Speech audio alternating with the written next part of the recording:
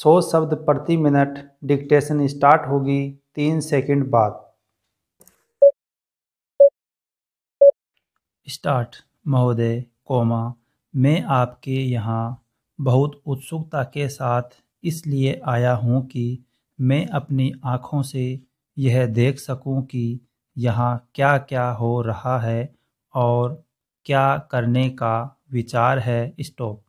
स्वागता अध्यक्ष जी ने अपने भाषण में अभी दिग्दर्शन कराया कि यहाँ क्या तो आप करने जा रहे हैं, क्या क्या सरकार की ओर से किया जा रहा है और किन चीज़ों की कमी है। स्टॉप। मैं इन सब चीज़ों के संबंध में केवल इतना ही कह सकता हूँ कि जहाँ तक मुझे मालूम है, आपकी राज्य सरकार और केंद्रीय सरकार दोनों इस बात के लिए तत्पर हैं कि आदिवासियों की उन्नति के लिए यथेष्ट और प्रत्येक संभव प्रयत्न किए जाएं। स्टॉप। जिस समय भारत स्वतंत्र हुआ और हमको स्वतंत्र संविधान बनाने का अवसर मिला, तो हमने उस संविधान में इस बात का ध्यान रखा कि जो पिछड़े हुए लोग हैं, उनको आगे बढ़ाना और दूसरों के समान स्तर पर ला देना हमारा पहला कर्तव्य है। स्टॉप। इसीलिए संविधान में कुछ ऐसी विशेष धाराएं रखी गई जिनके अनुसार पिछड़े हुए लोगों को आगे बढ़ाने का भार हमारे ऊपर आया। स्टॉप। पिछड़े हुए लोगों में 3 प्रकार के लोग हैं। स्टॉप। कुछ लोग तो वे हैं जो अछूत माने जाते हैं। स्टॉप। अस्पृश्यता दूर करने के लिए महात्मा गांधी ने इतना बड़ा प्रयत्न किया और आज ईश्वर की दया से वह बहुत सीमा तक कम होती भी जा रही है और आशा की जाती है कि दूर हो जाएगी। स्टॉप। दूसरे लोग जो पिछड़े हुए समझे जाते हैं, आदिम जाति के लोग हैं। स्टॉप। ये सारे भारतवर्ष में अलग अलग स्थानों में फैले हुए हैं, विशेषकर पहाड़ी और जंगली क्षेत्रों में इनकी संख्या देश में प्राय 2 करोड़ है। स्टॉप।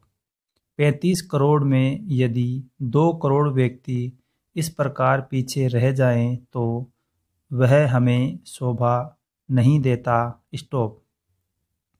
उनकी उन्नति करना हमारा परम आवश्यक काम है। स्टॉप।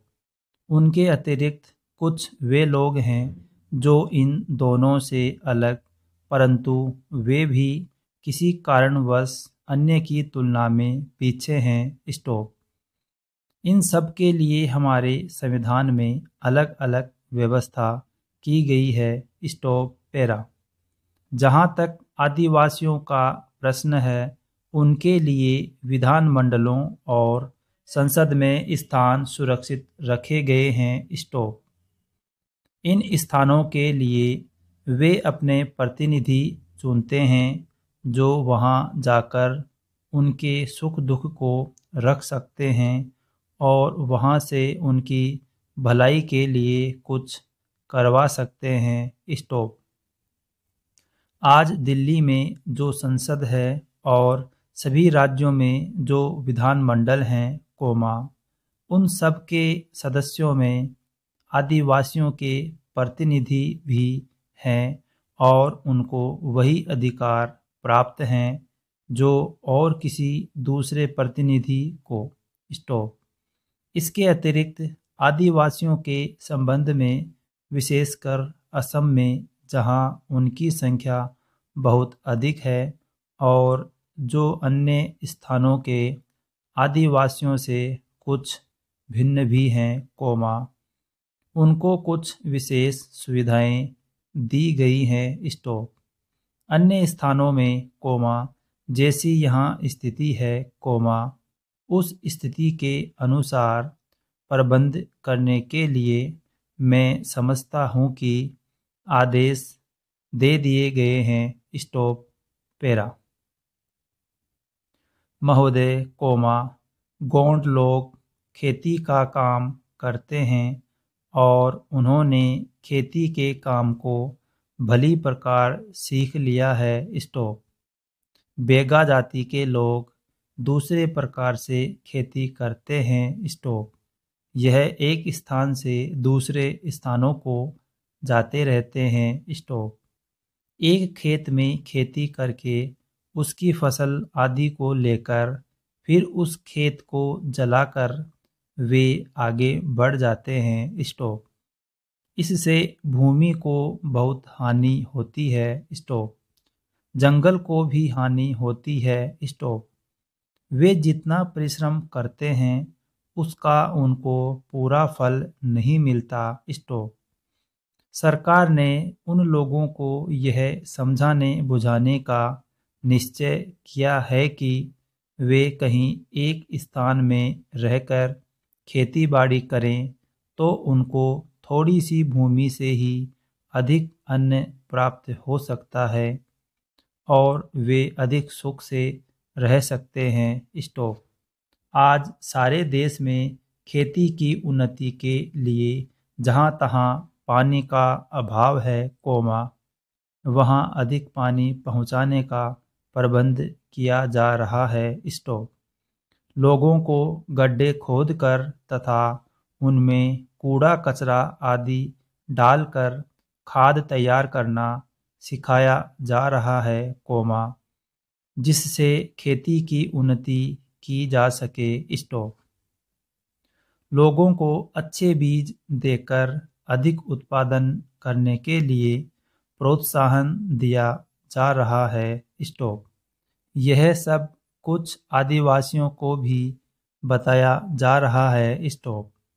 अभी यह सुनकर मुझे बहुत प्रसन्नता हुई है कि सरकार ने यहाँ पर 1000 एकड़ भूमि में उनको बसाने का निश्चय किया है। स्टॉप।